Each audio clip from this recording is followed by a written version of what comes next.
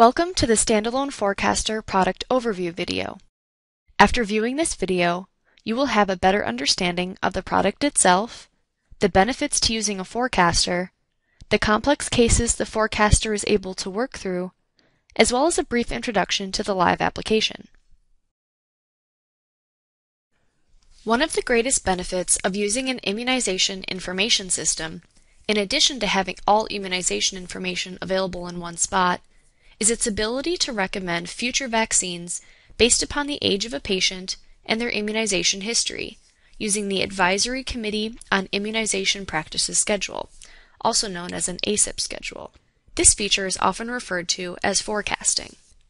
Immunization forecasting systems are complex software algorithms used to assess patient immunization status and recommend the dates and vaccines that should be administered next.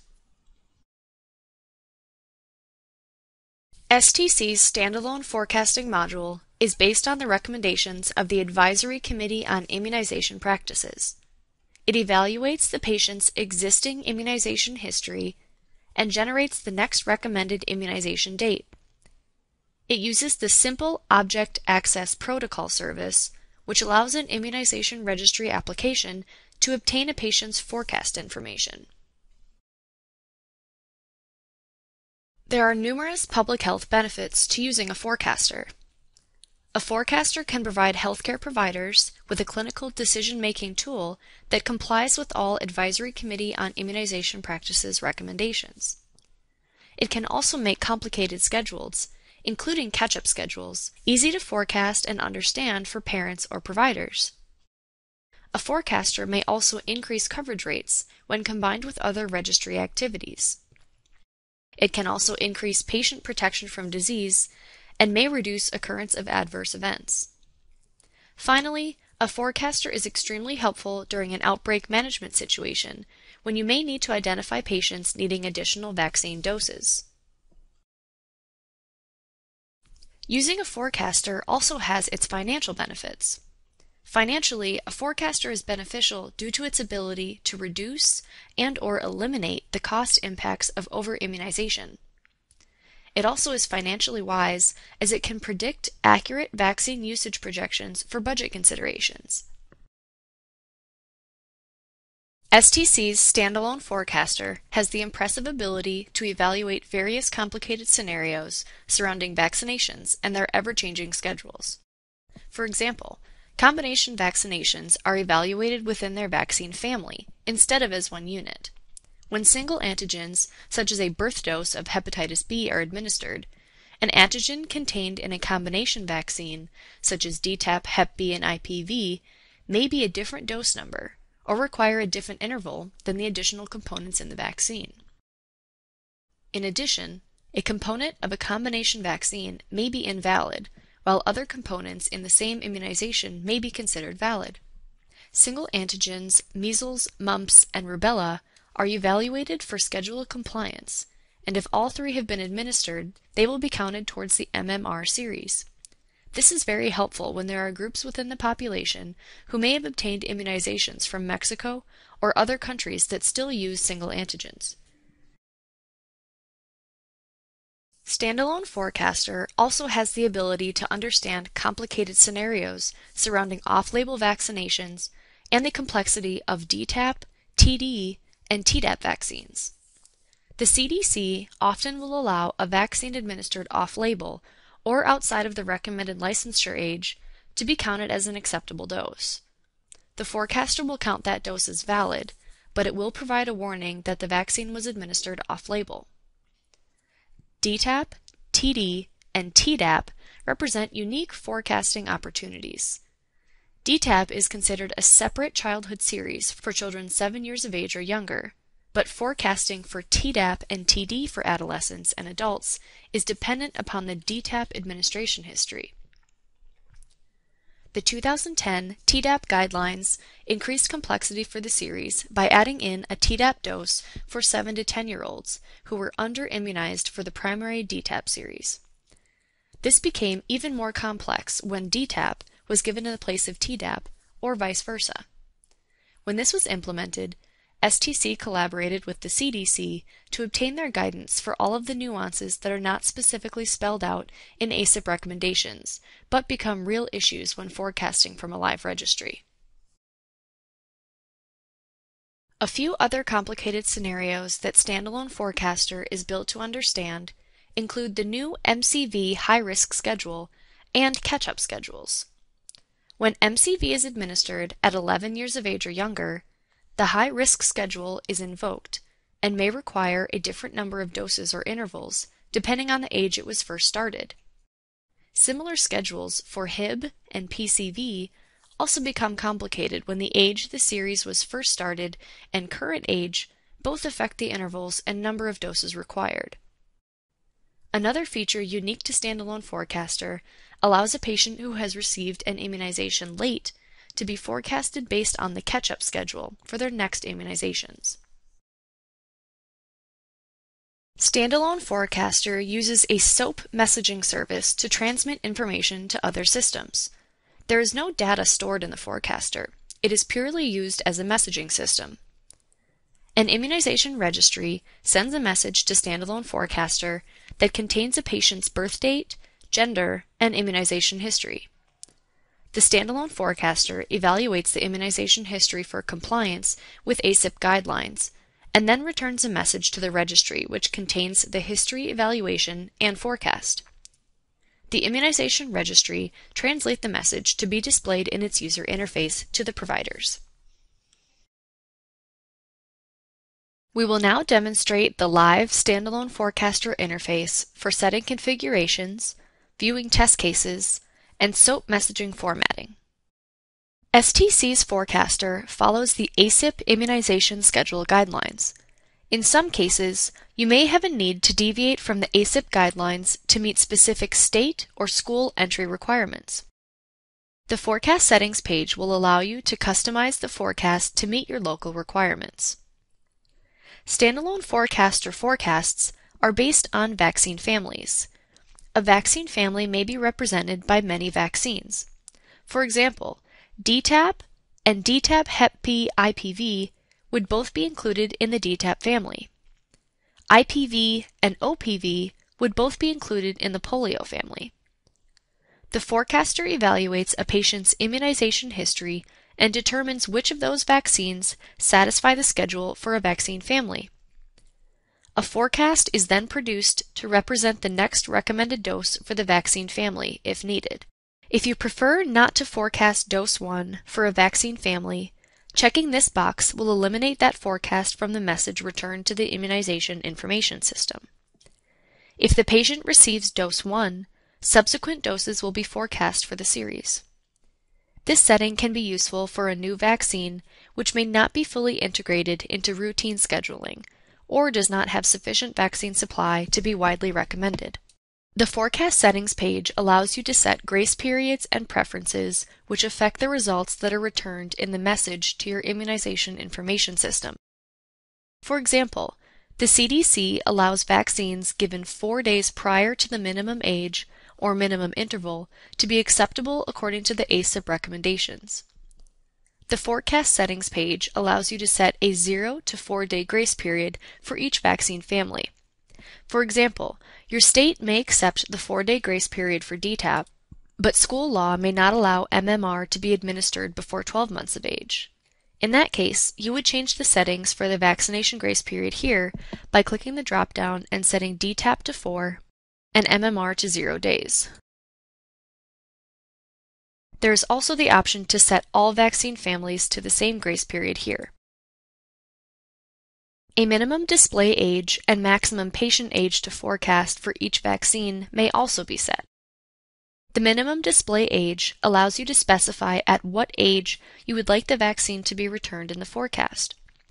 The maximum patient age setting determines at what age the vaccine will no longer be forecast. This will override the default ACIP guidelines for immunization recommendations. The vaccine preferences by dose are specific to a vaccine family and dose number. This section may be used to override ACIP schedule recommendations by declaring a different recommended age, minimum interval from previous dose, recommended interval, or past due age. You may also choose to continue forecasting after the normal ACIP completion for a series that does not usually contain booster doses. The use of these settings and their effect on the forecast will be demonstrated shortly. The additional settings section provides the ability to assume a DTaP history for patients after a certain age. Without this setting, adult patients with no DTaP history will be forecast for a primary series. Most commonly, you would choose to assume that an adult patient has completed the primary DTaP series. For this setting, you would enter the age at which you would generally assume the patient is old enough to have completed earlier doses. For example, a setting of 21 years would forecast dose 1 on the patient's 21st birth date. Subsequent doses would be forecast at booster intervals. If the patient receives dose 2 at less than a year from dose 1, then the patient is assumed to be on a schedule to receive a primary series for TD/Tdap.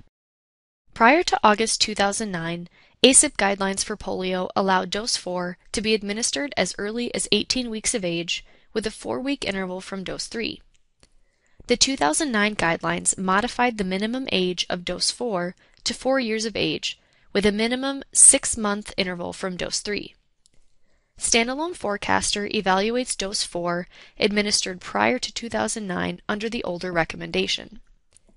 Dose 4 administered after August 2009 falls into the 4-year minimum age, 6-month interval evaluation. Setting this checkbox will result in a standalone forecaster evaluating dose 4 of polio under the older pre-2009 ACIP guidelines, regardless of the administration date. The forecast algorithm evaluates single antigen measles, mumps, and rubella towards satisfying the MMR schedule. By default, only MMR is returned in the forecast message. The single antigens may also be returned in the forecast result by clicking here. For this demo, we will leave all settings as they are. We will now explore the tester page, which can be used to enter test scenarios which include a patient's birth date, gender, and their vaccination history. For this demo, we will enter in vaccination records for a polio series. Our test patient will be male, born on January 1, 2004. The polio vaccine that does not say OPV is actually IPV. If we would like to test for a contraindication, we can check the box here. We will now enter in our patient's polio vaccination dates.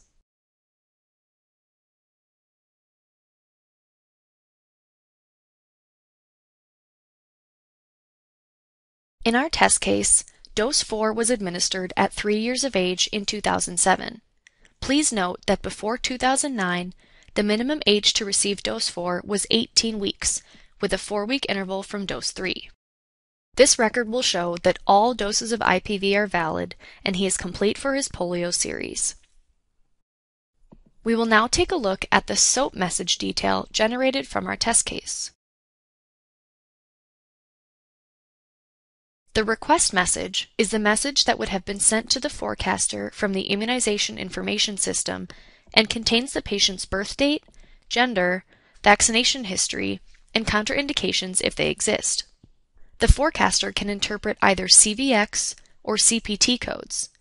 Here we see the 4 vaccination entries represented by CVX code 10, which is IPV. The response message is the message that is returned from the Immunization Information System from the forecaster. It contains the same information submitted to the forecaster, but also contains the history, evaluation, and recommended forecast. Find the forecast detail section, and you will see all of the family codes displayed, which are returning a forecast. Our patient is complete for the polio series, so family code 3, which represents polio, is not included in the message. The Immunization Information System would process the message results for display back to the providers. Next, we will modify our patient's birth date and vaccination history to demonstrate polio forecasting under the current ACIP recommendation, which requires dose 4 to be administered at 4 years of age. We will change our patient's birth date to January 1, 2006. We will now enter in his immunization history.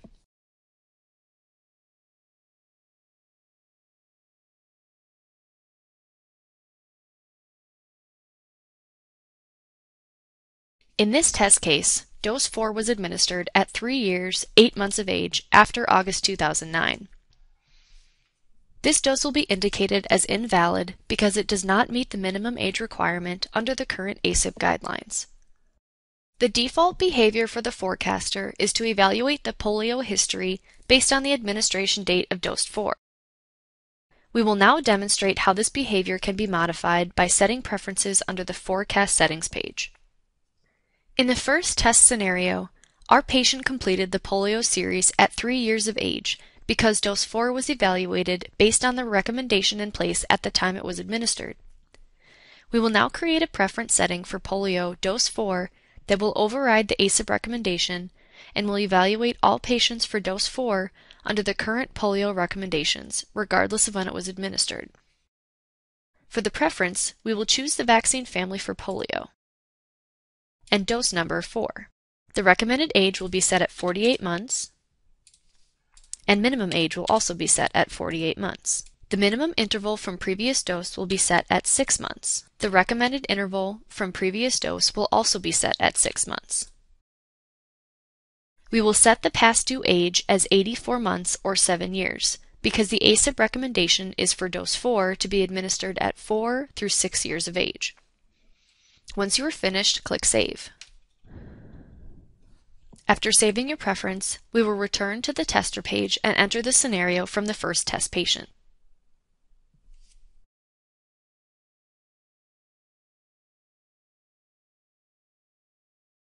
After we click the Submit button, we can see that dose 4 was evaluated with the preference setting and is now counted as invalid, not meeting the minimum age.